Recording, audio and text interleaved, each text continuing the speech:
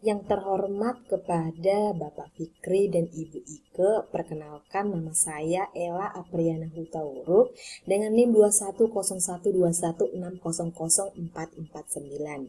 Pada kesempatan kali ini saya akan menjelaskan rencana pelaksanaan pembelajaran atau RPP yang saya dan kelompok saya sudah rancang. Nah, untuk RPP yang kami rancang yaitu menggunakan model pembelajaran terpadu, yaitu model Weber. Sebelum menjelaskan RPP, saya ingin menjelaskan terlebih dahulu apa itu model Weber. Jadi model Weber atau jaring laba-laba ini merupakan salah satu dari model pembelajaran terpadu yang biasanya digunakan pada kurikulum 2013 dan ditujukan atau dijalankan pada peserta didik di tingkat SD. Model Weber ini lebih menekankan pada keterlibatan siswa dalam pembelajaran sehingga siswa dapat memperoleh pengalaman langsung. Melalui pengalaman langsung, akhirnya siswa akan memahami konsep-konsep yang telah mereka pelajari dan dapat menghubungkan dengan konsep lainnya.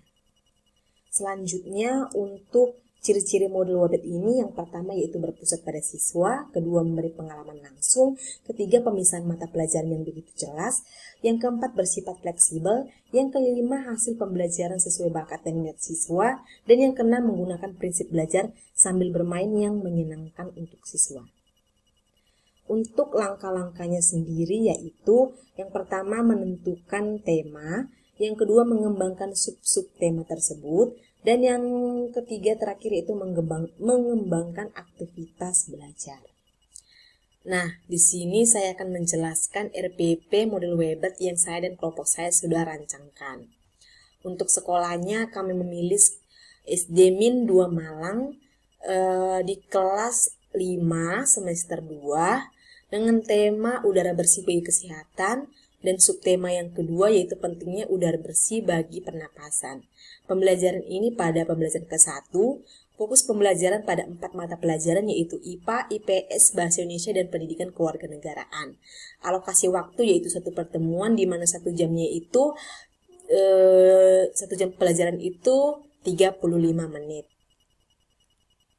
Jadi kami sudah merancang untuk kompetensi intinya itu ada 4 dan bisa kita lihat untuk pemaparannya.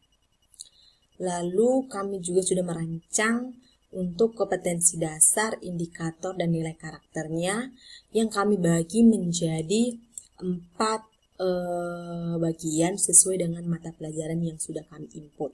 Yang pertama untuk IPA, kami membagi KD-nya menjadi 2 dengan beberapa indikatornya, di mana untuk mata pelajaran IPA ini akan membahas tentang organ pernapasan manusia dan fungsinya.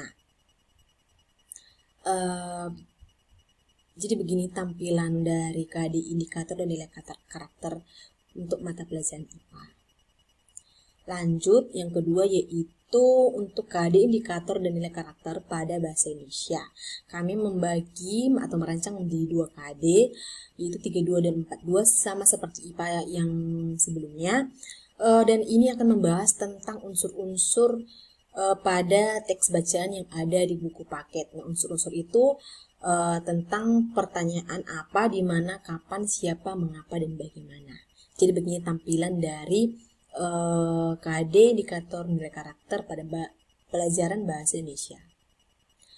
Lalu untuk pada mata pelajaran IPS itu kami juga membagi 2 KD, di mana ini akan membahas tentang peran ekonomi dan upaya untuk mensejahterakan kehidupan masyarakat.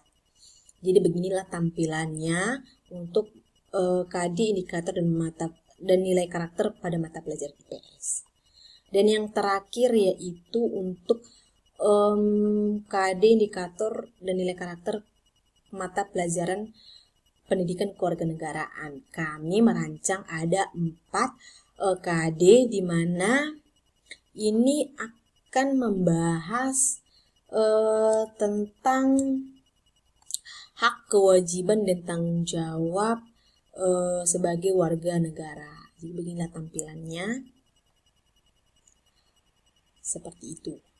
Lanjut untuk tujuan pembelajaran. Jadi kami sudah merancang ada 8 tujuan pembelajaran dan ini sudah berkaitan dengan 4 mata pelajaran tersebut sesuai dengan rumusan ABCD yaitu audience, behavior, condition, dan degree-nya.